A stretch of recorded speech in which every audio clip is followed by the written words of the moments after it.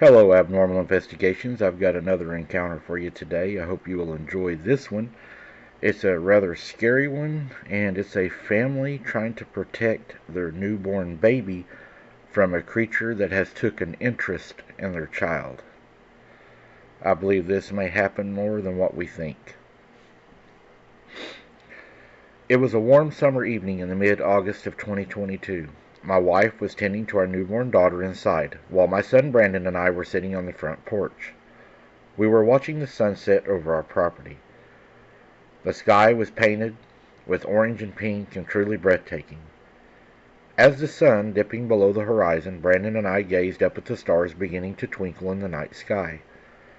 It was around 8:55 p.m. when Brandon suddenly said, "That smell is terrible, Dad."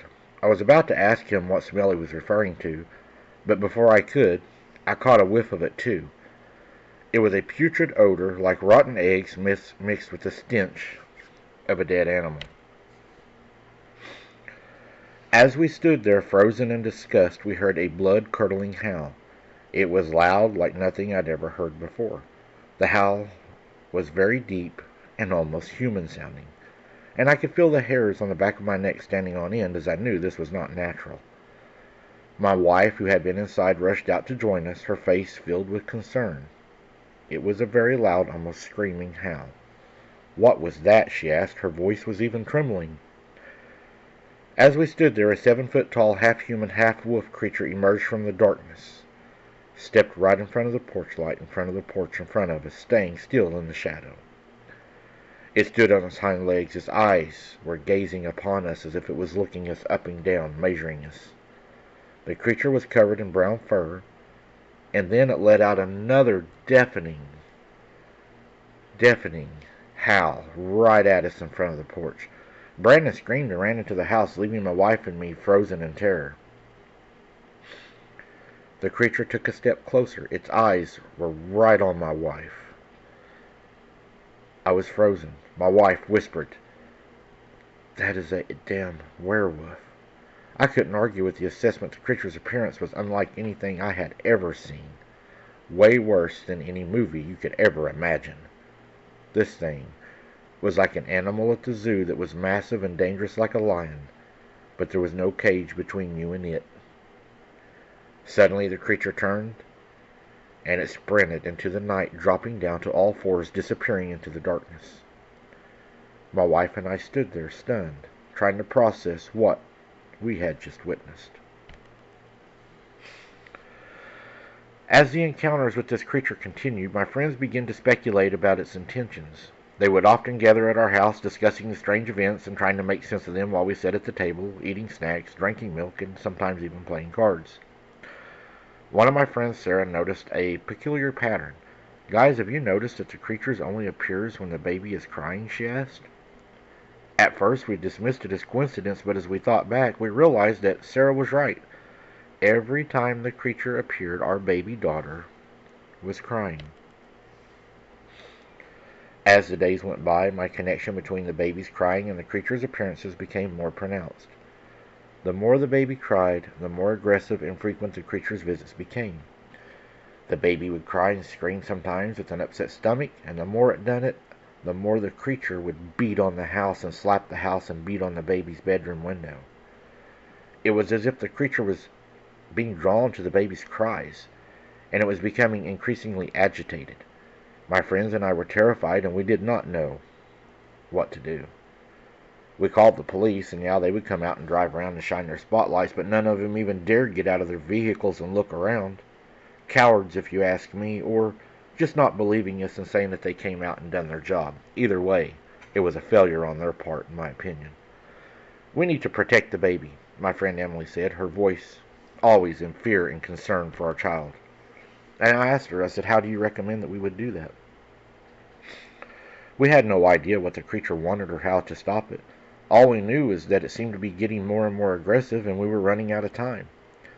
The creature's appearances continued over the next few weeks, always seeming to coincide with our baby's cries. We began to feel like we were under siege with the creature's aggressive behavior, and it began to escalate. A week later, after the initial sighting, I was out in the backyard. I was grilling our dinner. The sun had just set, casting a warm orange glow again over the yard. It was beautiful. I was lost in thought, enjoying the peaceful evening, when I heard a strange noise coming from the woods nearby. At first I thought it might be a stray animal, but then I heard the noise again, a low, low growl. I turned to see the creature emerging from the trees. It was the same half-man, half-wolf creature we had seen before, its eyes fixed on me. Now, I say this was a half-man, half-creature. I'm talking this thing was creature, but it was enough human that it almost made you want to talk to it. It's hard to explain. It was human. It was not exactly all creature. Mike, I don't have the words. The creature began to circle around the house. Its eyes were never leaving mine. I grabbed the grill lid and I held it up, ready to defend myself in case it charged me if necessary. The creature seemed to be sizing me up, but it didn't attack. Instead, again, it lets out this terrible, loud growl that just echoed into my ears, and then it turned and wandered off back into the woods. Well, I stood there frozen in fear, wondering what had just happened. The encounter had been intense, but it had also been strangely calm. The creature hadn't attacked, and I had been able to defend myself without incident to this point. A few days after the backyard encounter, my wife was out for a walk with our newborn daughter. They were strolling through the nearby field, enjoying the fresh air and sunshine as they went down the four-wheeler path, when my wife noticed something strange. At first, she thought it was just a dog or a coyote, but then she saw it. The same half-man, half-wolf creature we had seen before. It was watching them from across the field. Its eyes were fixed on my daughter's baby stroller. My wife quickly returned home, shaken by the experience. She didn't tell me about the encounter until later that day, when we were both sitting in the living room. I saw it again, she said, her voice trembling. It was watching us from across the field. I listened in shock, wondering what we were dealing with. The creature seemed to be getting bolder, and we needed to take action to protect ourselves and our family. A week later, the field encounter, Brandon and I were out collecting firewood in the nearby woods. The sun again was shining and the air was crisp and clean. This was a clear day. We were both enjoying the peaceful afternoon when suddenly we heard a strange noise. At first, we thought it might be a stray animal again, but then we heard the noise again, a loud growl. We turned to see the creature emerging from the trees. It was the same half-man, half-wolf creature we had seen before. Its eyes again measuring us up as it circled us and paralleled us like it was stalking us. The creature began to chase us as we ran. Its eyes were staring at us. It was weird. It ran on all fours. Its body was moving, but its head remained calm and stationary, fixated on us. We ran as fast as we could. Our hearts were pounding in our chests. The creature was gaining on us, and we knew it was a matter of time before it caught one of us. And that's when Brandon tripped and fell, and I knew I had to act fast. I grabbed a nearby stick and prepared to defend myself and my son.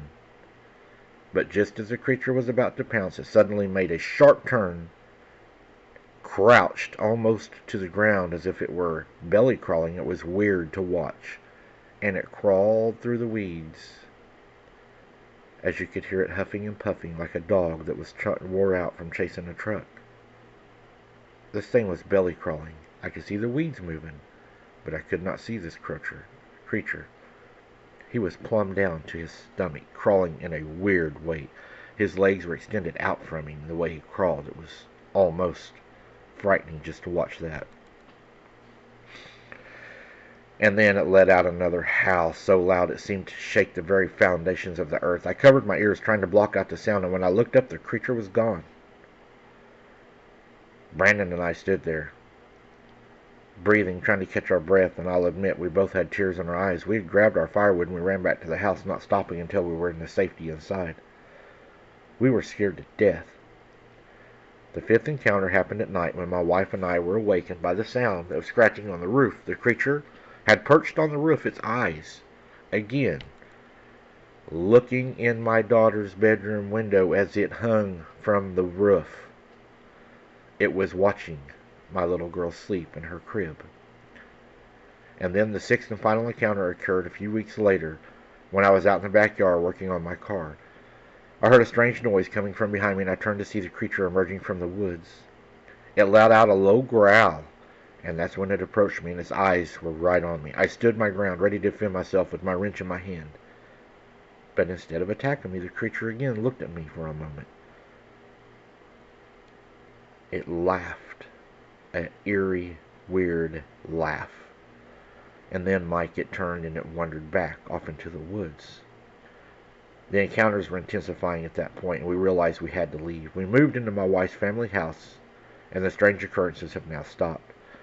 It seemed the creature had lost interest in us, or it couldn't find our baby no more. We did what we had to do to save our baby. We still have our home, and we plan to move back as our child gets older. But right now it's too dangerous. The baby can't talk, she can't defend herself, she can't even scream. So we feel that we're safer staying there for now. I hope that my encounter will save somebody sometime, or at least get you thinking about the safety of your children. I would say that it was fixated on your daughter. 2 reasons. She was a baby and a female. The reason it never attacked you, I think it was looking for opportunity. I think that it was hoping that you was going to leave the child either unattended with you or leave her in the house while your wife may be gone or something, taking a nap, and it was going to try to swipe the child. I think that's truly what it was looking for. If it wanted to have you, it would have had you many times. And that's what makes me believe that it did want your child. Hanging upside down, looking through her window, showing up, intensifying as the baby would cry louder, staring at it while your wife was on a stroll. That just tells me that it had either imprinted or whatever they do on people, and it was fixated on your daughter. If you do move back there, don't think that your daughter is going to be safer just because she's older. She will probably always be an attractant to them, and you need to really sit her down and talk to her. And just because she's older and moving around doesn't mean you need to lessen your guard if you go back to that place. Be very, very careful, because I believe you all have been in its sights and will remain in its sights. That's just my opinion. Also, guys, I would like to say on the live last night, I made a theory that the government was going to say that these were all misidentifications and everything was fine. They released a memo today. I placed it on my Facebook page, and that's exactly what they done. So, seems like they're hiding something, or they're trying to make it look like that we were mistaken, the people. But let me know what you think about that also in the comments, guys. Thank you for showing up last night. I hope you enjoyed that live. I got a lot of good feedback from that live. They said that a lot of you enjoyed me going back to my investigative background and researching cases. So I hope you all enjoyed that, and maybe I can do more of those for you. Thank you so much for listening. Until next time, guys, keep your head on a swivel. Don't be something's dinner, for sure. And we will see you on the next one.